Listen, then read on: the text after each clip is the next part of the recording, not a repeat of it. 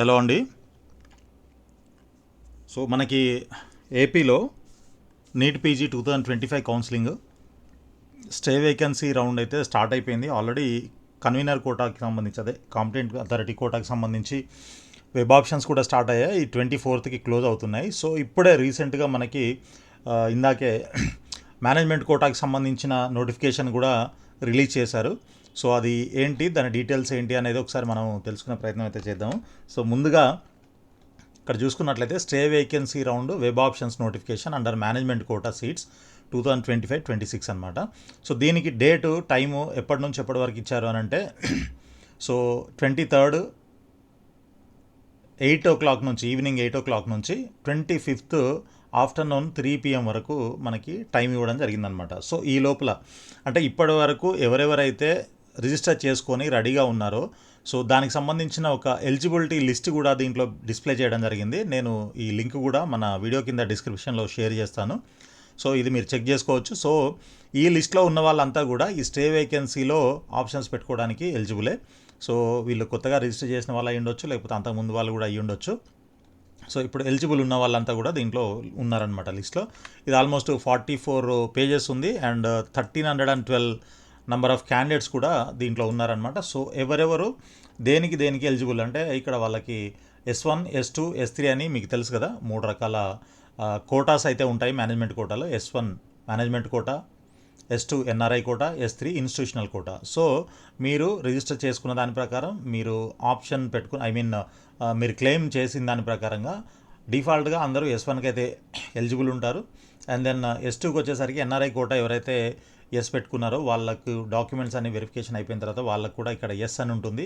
So అదేవిధంగా institutional quota ఎవరైతే opt చేసుకున్నారో వాళ్ళకు కూడా ఈ ఎస్ అని ఇక్కడ ఉంటుందన్నమాట.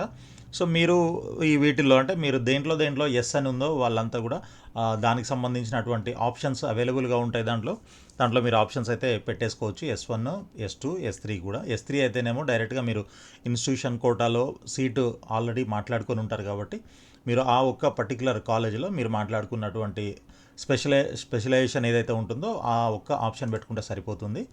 బట్ అలా కాకుండా S1, S2 మాత్రం అంతే.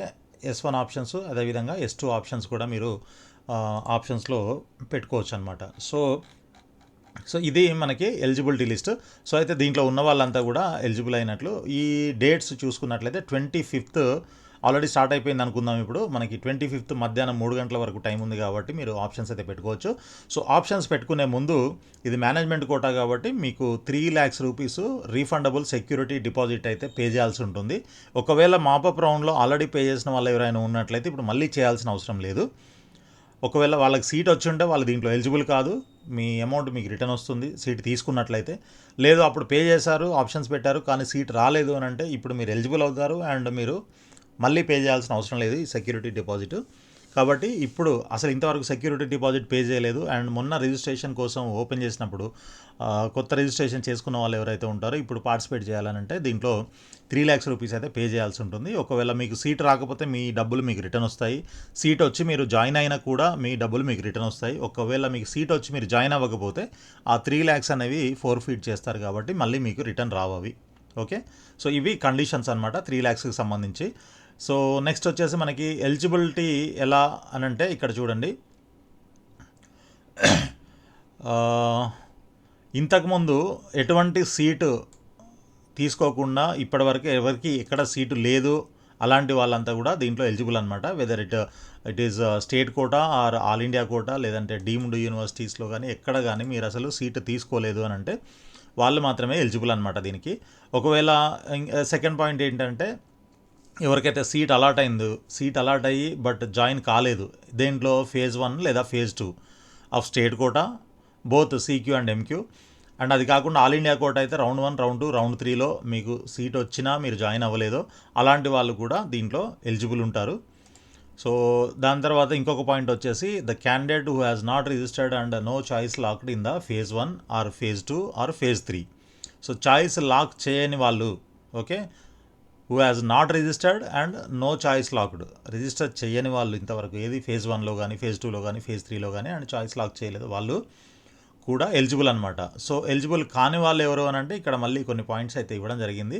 So the candidate who are holding PG medical seat in round 1, round 2 and round 3 of state counselling both CQ and MQ are not eligible. అంటే ఇప్పటివరకు జరిగిన స్టేట్ కౌన్సిలింగ్స్లో ఎవరికైతే సీటు కాంపిటెంట్ అథారిటీ కోటాలో కానీ లేదంటే మేనేజ్మెంట్ కోటాలో కానీ సీటు వచ్చిన వాళ్ళు ఎవరైతే ఉన్నారో, అంటే వాళ్ళు సీటు జాయిన్ అయిన వాళ్ళు, హోల్డింగ్ అని అంటే మీరు జాయిన్ అయ్యి సీటు కంటిన్యూ చేస్తున్న వాళ్ళు, ఓకే. సో అలాంటి వాళ్ళు నాట్ ఎలిజిబుల్. తర్వాత వచ్చేసి మనకి the candidate who is holding a seat allotted in round 1, round 2 and round 3 in all India quota or deemed universities, ఇలాంటి వాళ్ళు కూడా నాట్ ఎలిజిబుల్ అనమాట. సో ఇలా మనకి కొన్ని కండిషన్స్ అయితే ఉన్నాయి. ఈ కండిషన్స్ ఇంతకుముందు మనము ఏది స్టే వేకెన్సీ నోటిఫికేషన్ రిజిస్ట్రేషన్ కోసం నోటిఫికేషన్ అంతకుముందు మాపప్ సంబంధించిన నోటిఫికేషన్లో కూడా ఇవన్నీ కూడా మనం తెలుసుకున్నాము. ఇవన్నీ మళ్ళీ రిపీటెడ్గా ఉన్నాయి. కాబట్టి ఎవరికైనా డౌట్ ఉంటే మన కింద వీడియో కింద కామెంట్స్లో అడగండి, లేదంటే నాకు కాల్ చేసినా చెప్తాను. బట్ అదర్వైజ్ ఇవన్నీ దాదాపు ఇప్పటివరకు సింపుల్గా చెప్పాలంటే ఇప్పటివరకు ఎక్కడ సీటు తీసుకొని వాళ్ళు మాత్రం ఎలిజిబుల్ అనమాట ఆప్షన్స్ పెట్టుకోవడానికి. అండ్ కొన్ని కండిషన్స్ ఉన్నాయి. మీకు సీట్ వచ్చి మీరు థర్డ్ ఫేజ్లో సీట్ వచ్చి మీరు జాయిన్ అవ్వకపోతే దీనికి నాట్ ఎలిజిబుల్. సో అలా కొన్ని కండిషన్స్ అయితే ఉన్నాయి. అవి మీరు ఒక్కసారి కావాలనంటే ఈ డాక్యుమెంట్ అంతా గోత్రూ అవ్వండి. నేను దీనికి సంబంధించిన లింక్ కూడా మన వీడియో కింద డిస్క్రిప్షన్లో పోస్ట్ చేస్తాను. అదేవిధంగా ఒకవేళ ఇప్పుడు ఈ స్టే వేకెన్సీ రౌండ్లో ఎవరైతే పార్టిసిపేట్ చేస్తున్నారో వాళ్ళకి ఒక కండిషన్ అయితే ఉంది.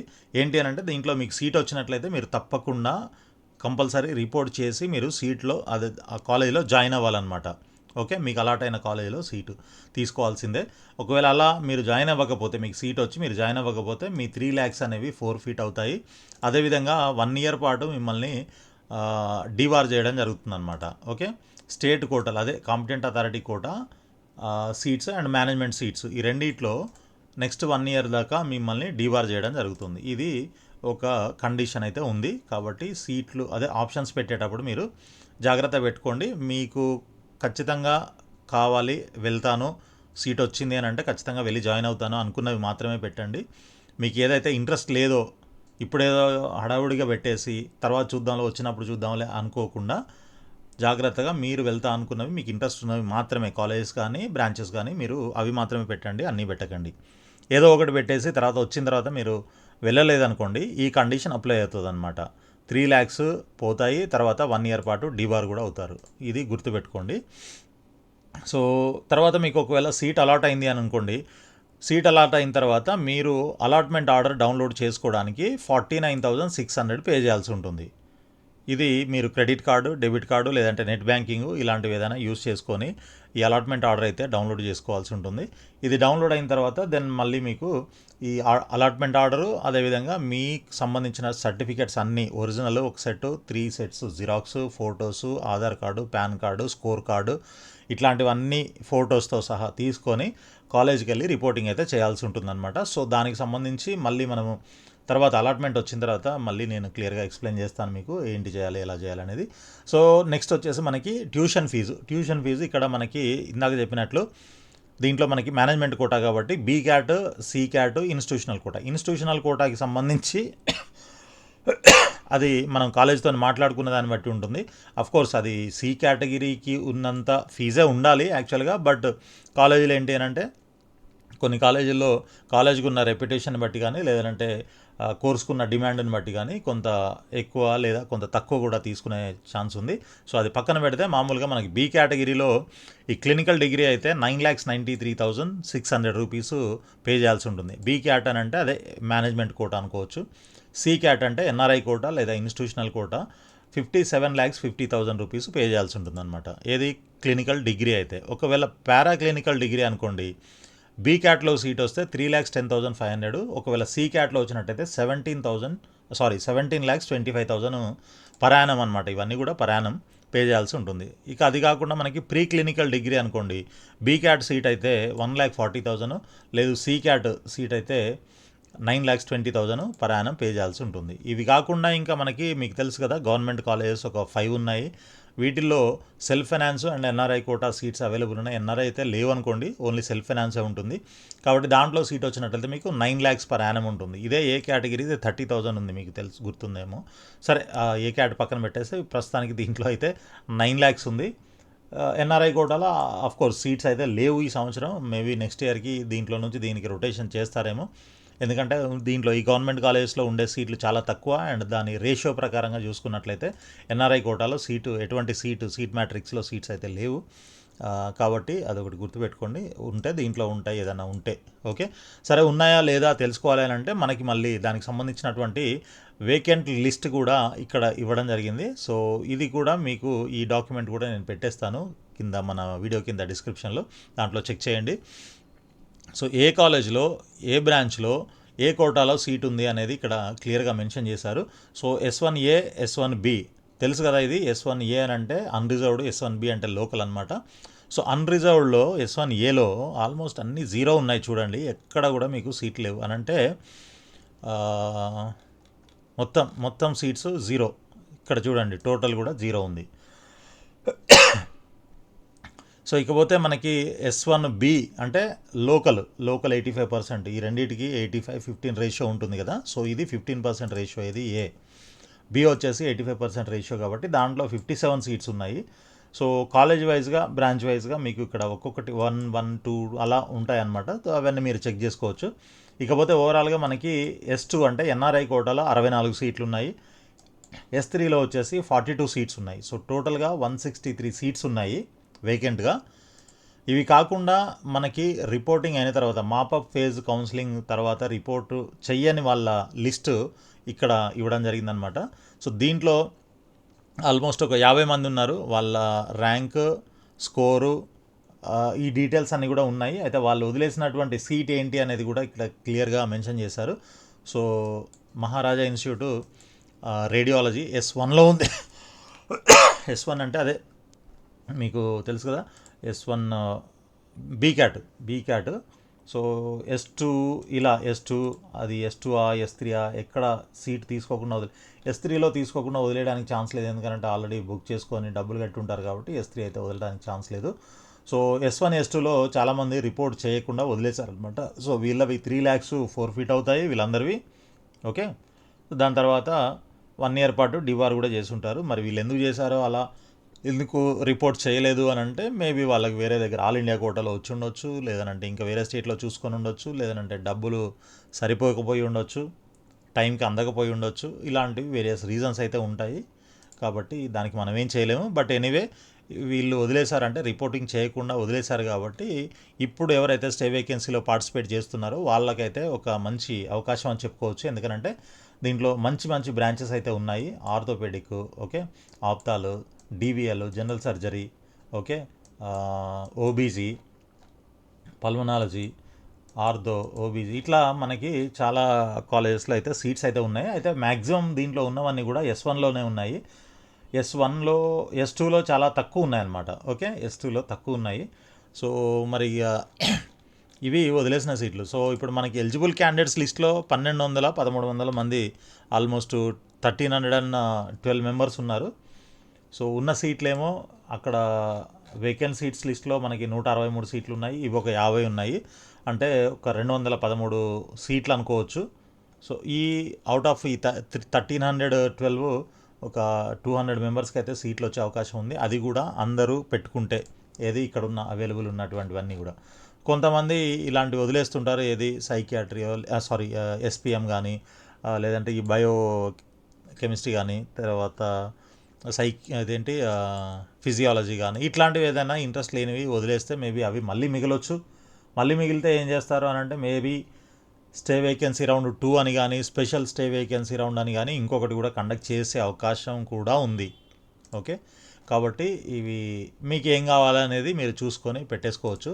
సో ఇది list of candidates who are eligible for stay vacancy round. ఇది వచ్చేసి మనకి మేనేజ్మెంట్ కోటాకి సంబంధించి దీంట్లో S3 కోటాలో ఎవరైతే సీట్స్ కన్ఫర్మ్ చేసుకున్నారో వాళ్ళకి సంబంధించినటువంటి లిస్ట్ అనమాట ఇది. సో వీళ్ళు ఇక్కడ కాలేజ్ వైజ్గా అండ్ వాళ్ళు తీసుకున్నటువంటి బ్రాంచ్ ఏంటి అనేది కూడా ఇక్కడ క్లియర్గా మెన్షన్ చేశారు. సో ఫాతిమాలో ఇట్లా MD general medicine, radio diagnosis, paediatrics, general surgery, ఇలా ఇన్స్టిట్యూషనల్ కోటాలో వీళ్ళంతా కూడా కన్ఫర్మ్ చేసుకున్నారు. సో వీళ్ళకి డైరెక్ట్గా వీళ్ళందరూ ఏం చేయాలి అని అంటే ఇప్పుడు మనకి వెబ్ ఆప్షన్స్ ఓపెన్ చేసి, ఇప్పుడు సపోజ్ ఈ క్యాండిడేట్ ఉన్నారనుకోండి, ఈ మౌనిక అనే క్యాండిడేట్ ఏం చేయాలి, ఈ కాలేజ్ది ఈ రేడియో డయాగ్నోసిస్ ఈ ఆప్షన్ మాత్రమే ఒకటే పెట్టుకొని, అంటే లాగిన్ చేసి ఈ ఒక్క ఆప్షన్ మాత్రమే పెట్టి వదిలేయాలన్నమాట. S3లో ఈ కాలేజ్ ఈ కోర్సు ఒక్కటి ఆప్షన్ పెట్టి వదిలేస్తే వీళ్ళకి డైరెక్ట్గా అలాట్మెంట్ వచ్చేస్తుంది. వచ్చిన తర్వాత అలాట్మెంట్ వచ్చిన తర్వాత మీరు అలాట్మెంట్ ఆర్డర్ డౌన్లోడ్ చేసుకొని అది తీసుకొని వెళ్ళి కాలేజీలో సబ్మిట్ చేయాల్సి ఉంటుందన్నమాట. ఓకే, ఆ తర్వాత రిమైనింగ్ ఫార్మాలిటీస్ అన్నీ సేమ్ ఉంటాయి మిగిలిన వాళ్ళకు ఉన్నట్లే. కాబట్టి ఇది MQ3 వాళ్ళు, అదే S3 వాళ్ళు చేయాల్సిన పని, రైట్.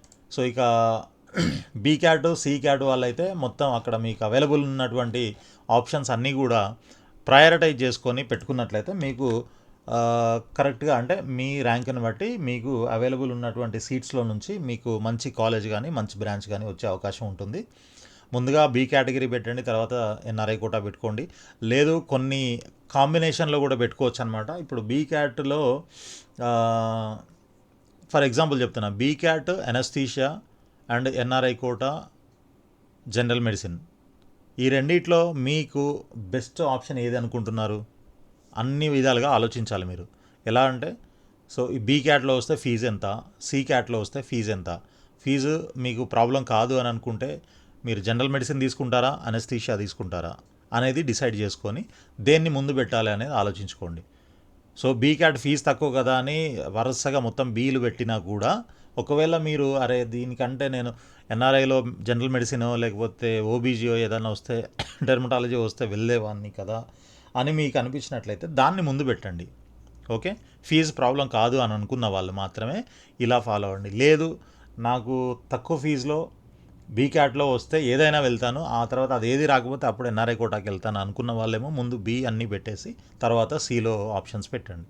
సో ఇలా మీరు ఆప్షన్స్ని ప్రయారిటైజ్ చేసుకొని కరెక్ట్గా పెట్టినట్లయితే మీరు అనుకున్న బ్రాంచ్లో అనుకున్న కాలేజీలో రావడానికి ఛాన్స్ ఎక్కువ ఉంటాయి. సో అది కూడా అవైలబిలిటీని బట్టి, ఖచ్చితంగా అందరికి సీట్ వస్తుందని కూడా గ్యారంటీ లేదు, అందరూ అన్ని ఆప్షన్స్ పెట్టాలని కూడా గ్యారంటీ లేదు. మీకు నచ్చినవి మాత్రమే పెట్టేసుకోండి. ఓకే, నచ్చనివి వద్దనుకున్నవి మాత్రం అస్సలు వాటి జోలికి వెళ్ళకండి, వదిలేయండి. ఓకే, ఎందుకనంటే కండిషన్స్ ఇందాక మెన్షన్ చేశాను కదా, సో ఇవన్నీ ఉన్నాయి. సో ఇక ఫైనల్గా ఏంటి అని అంటే మనకి ఫైనల్గా మీకు ఒకసారి మళ్ళీ డేటు 25th మధ్యాహ్నం 3 గంటల వరకు టైం ఉంది. కాబట్టి ఈ లోపల మీరు ఆప్షన్స్ అయితే పెట్టేసుకోండి, రైట్. ఇక ఆల్రెడీ కొంతమంది ఆల్ ఇండియా కోటాలో స్టే వేకెన్సీలో వచ్చి ఉండొచ్చు, అండ్ కొంతమంది ఏమో తెలంగాణలో కానీ వేరే స్టేట్లో కానీ సీట్ వచ్చి ఉండొచ్చు. సో అలాంటి వాళ్ళు ఏం చేయాలి మరి? దీనికి ఆల్రెడీ మనం మాపప్ ఫేజ్లో 3 lakhs డిపాజిట్ పే చేసాము. ఇప్పుడు మళ్ళీ ఏం చేయాలి అని అంటే, ఇప్పుడు మీరు కావాలంటే మీరు ఆల్రెడీ వేరే దగ్గర జాయిన్ అయ్యారు కాబట్టి ఇక్కడ మీకు ఇప్పుడు సీట్ అవసరం లేదు కాబట్టి మీ డబ్బులు మీకు మళ్ళీ రావాలి అని అంటే, ఒకవేళ ఓకే ఇప్పుడు ఆప్షన్స్ పెట్టకపోతే రావు అని మీకు ఏమైనా డౌట్ ఉన్నట్లయితే మీరు ఏం చేయొచ్చు అని అంటే, ఏదో ఒకటి ఓకే అక్కడ మీకు ఖచ్చితంగా రాదు, మీ ర్యాంకుని బట్టి రాదు అని అనుకున్నవి ఏవో ఉంటాయి కదా, ఫర్ ఎగ్జాంపుల్ రేడియాలజీ, డెర్మటాలజీ, ఇలాంటివి ఒక టాప్ కాలేజీ తీసుకొని ఆ టాప్ కాలేజీలో ఒక ఆప్షన్ పెట్టేసి వదిలేసేయండి. వదిలేసినట్లయితే మీరు ఆప్షన్స్ పెట్టినట్లే కానీ మీకు సీట్ రాలేదు కాబట్టి మీ డబ్బులు మీకు రిటర్న్ వచ్చేస్తాయి, మీ సెక్యూరిటీ డిపాజిట్ రిటర్న్ చేస్తారు. ఓకేనా? సో ఇది ఈ విధంగా మీరు చేయండి. ఎవరికి ఆల్రెడీ సీటు ఎక్కడో ఒక దగ్గర తీసుకున్న వాళ్ళకి చెప్తున్నా, అందరికీ కాదు. ఎందుకంటే కొంతమంది స్కిప్ చేస్తూ చూస్తూ ఉంటారు కాబట్టి క్లియర్గా నేను మొదటి నుంచి చెప్పేది కరెక్ట్గా వింటేనే క్లియర్గా అర్థమవుతుంది. లేదు అని అంటే స్కిప్ చేసుకుంటూ చూస్తే కొన్ని డౌట్లు ఉంటాయి. సో ఆ డౌట్లతోనే వీడియో మొత్తం చూడకుండా మళ్ళీ నాకు కాల్ చేసి చాలామంది అడుగుతున్నారు. అందుకనే క్లియర్గా కంటిన్యూస్గా చూస్తే మీకు కూడా అర్థమవుతుంది. ఇది నేను చెప్పదలుచుకున్నది. సరే, ఎనీవే మీరు ఇక్కడ దాకా చూసారంటే మీకు వీడియో బాగా నచ్చింది అండ్ ఉపయోగపడుతుందని అనుకుంటున్నాను. కాబట్టి ఒక్క లైక్ చేయండి, అదేవిధంగా మీ ఫ్రెండ్స్ కూడా షేర్ చేయండి, అండ్ మన ఛానల్ని సబ్స్క్రైబ్ చేసి ఫాలో చేస్తూ ఉండండి. రాబోయే మీ జూనియర్స్ కూడా రికమెండ్ చేయండి మన ఛానల్ని. మ్యాక్సిమం మీకు కంప్లీట్ గైడెన్స్ ఇవ్వడానికి అయితే ప్రయత్నం చేస్తాను. యూజీ అండ్ పీజీ రెండింటికి ఉంది మన దగ్గర. సో మీ అందరికీ కూడా ఆల్ ది బెస్ట్ అండి. మ్యాక్సిమం దీంట్లో అందరికీ సీట్లు రావాలని కోరుకుంటున్నాను. బట్ సీట్లు అందరికీ సరిపోయే సీట్లు అయితే లేవు. బట్ చూద్దాం ఎవరి లక్ ఎలా ఉంది అనేది. సో ఆల్ ది బెస్ట్ అండి. Thank you so much.